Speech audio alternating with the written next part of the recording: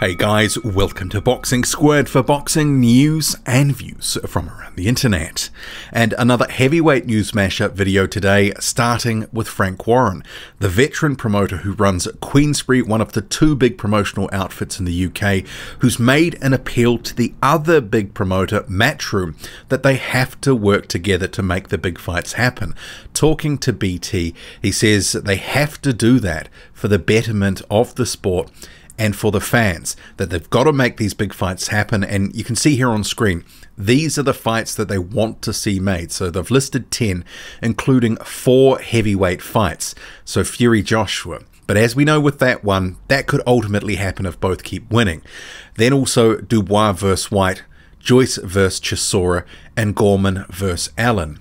And in respect of those fights, I'd like to see them all. But you have to ask the question with this, is it realistic? And also, what's prompted this? Why now? Because this is a big shift in sort of strategy and position from Frank Warren, who, if they really wanted to do this and to work together sort of more closely, they had a number of months where there was no boxing, where they could have organized something together, or at least had the bones of something sort of worked out. And now you have this public sort of declaration, we've got to work together, we've got to make the big fights happen. What's prompted this? There has been some reports that some of the figures for the comeback shows for Frank Warren have been quite low.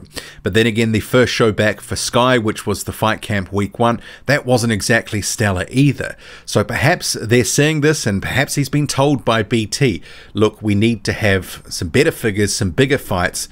Can we get something together with Matchroom? Can we make something happen? And obviously this is speculation, but you have to ask the question, why now? What's gone on to prompt this public declaration from Frank Warren? I have seen on social media some people are saying that Warren is looking desperate here. But overall, I mean, I like the idea of them working better together, because sometimes some of Frank Warren's fighters haven't got the fights that they perhaps needed at a certain point in their career. But overall, you know, you can say that with a lot of these promotional stables and silos that have formed, not just in the heavyweight division, just more broadly. And at specific divisions, some promoters have, you know, a lot of good fighters locked up. You have other guys on the outside looking in. You can sort of point to Terence Crawford on that front. And I will actually do, I think, a live stream on this topic, because to me, this is very interesting.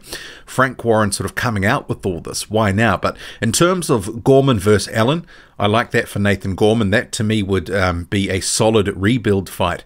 But because of the promotional issues, you know, they haven't been working closely together, these two, I can't see that happening. And some people will say, why would Dillian Whyte give Daniel Dubois the time of day at this point when he's got the interim title? If he defends it against Alexander Povetkin on August the 22nd, then he's waiting for his WBC title shot. It would be giving Dubois a leg up. And obviously it's a big step up in class as well. So I don't see that one coming off, even if they were working closely together, because it would be a shortcut to a title route for Dubois. And I don't think Dillian Whyte would want to sort of give him that. Fury Josh, we know that can happen. There's the will for that to happen if they keep winning. And Joyce Chisora, it's a bit like Groundhog Day, because a few years ago it could have got made, but Chisora wanted too much money. From memory, I think he wanted something like £5 million or something ridiculous. But I like the idea of this, but I'm not sure how feasible it is. But I guess with Frank Warren coming out with this, if nothing comes of it, he will turn around and say they don't want it. And effectively, Tyson Fury, he has actually said on social media, make it happen, Frank Warren TV, Matchroom Sport, give the fans some good fights, also put me on versus AJ as well. And Frank Warren responded to that. You can see above Fury's tweet, no problem at our end, Tyson, over to them. And I think that's probably an oversimplification of the myriad of issues that would probably be there for a lot of these fights and the cooperation to sort of actually happen. It's easy to say we'll make these fights, but they've, had a bit of a sort of cold war between the two, for some time. There hasn't been a lot of cooperation. There's been a lot of angst between Frank Warren and Eddie Hearn. So, we'll have to see where this goes. But it's an interesting topic, and I like all those fights that he named, but will they actually happen? Is this realistic? And will Frank Warren turn around and say, they didn't make it happen, it's their fault? I could see that happening. Meanwhile, Anthony Joshua has revealed what he said to Tyson Fury when they met up in Spain a couple of weeks ago. He told Sky Sports, "My immediate reaction, not much. To be myself, I knew he was coming because I know a few people who know his mates. I was walking to the port. What's nice about the situation is that the port is a busy tourist attraction. So it's not like we saw each other on a private golf course. We were public people, normal people. I was walking down and he was driving. It was the most likely place to find someone like me or Tyson." He said, "Don't lose to Kubrat Pulev." I said, "That's something silly to say." He said, "Have you got to fight Usyk?" I said, "Look, Tyson, when me and you can get a fight together, we don't have to worry about Usyk. See you next year." I said hello to Mrs. Fury, gave her a wave, and that was it. So Anthony Joshua's account of meeting Tyson Fury a couple of weeks ago. And a number of fans, including myself, were a little suspicious about how it came together. Was it orchestrated? But everyone involved seems to say it was a spur of the moment sort of chance meeting. I'm sort of doubting that.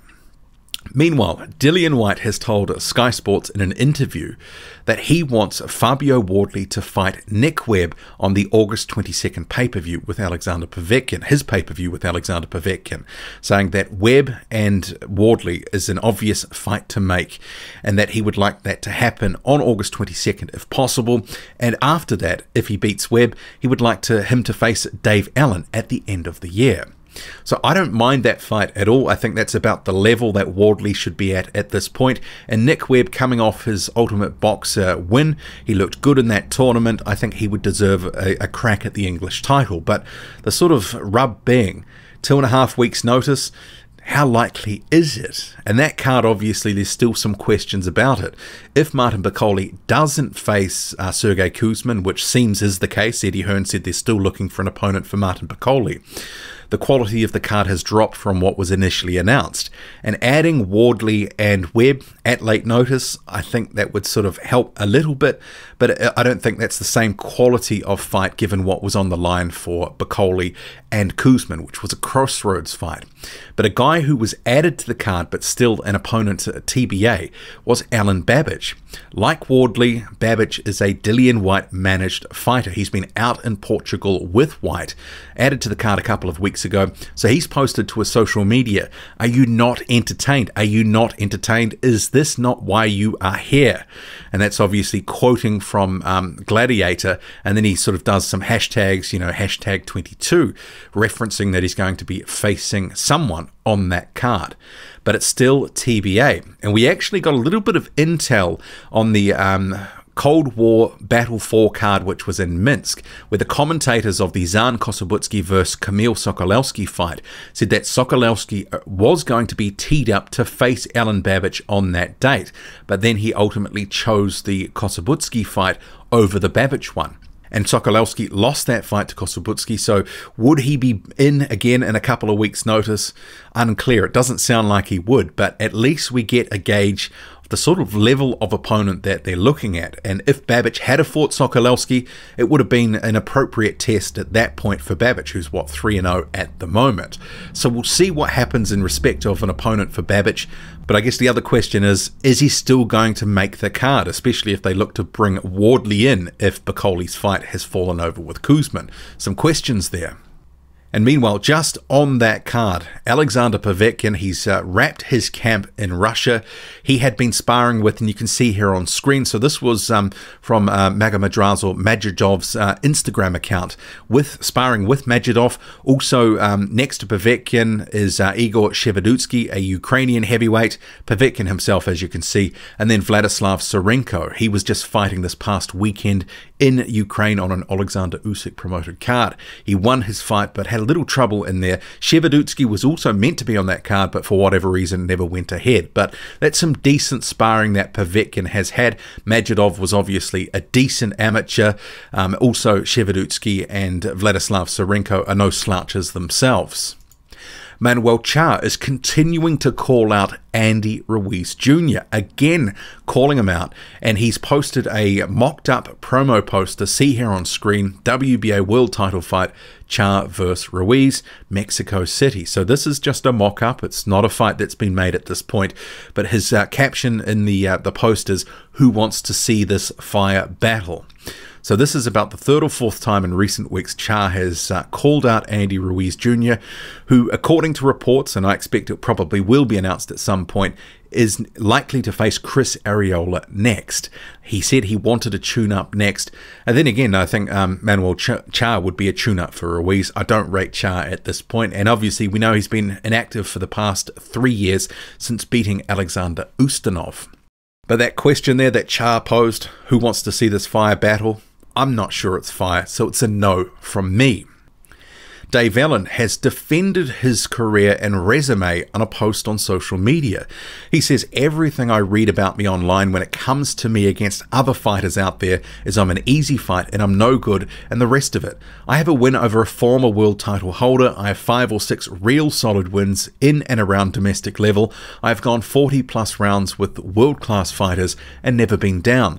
25 pro fights, sparred all the best fighters of my generation, and I'm only 28 and coming into my physical prime and just started to actually train. I'm so underrated, but I love that the pressure's off." And I guess some of his downfall, as people see it in regards to his career, is within that post. He's saying that he's now starting to train.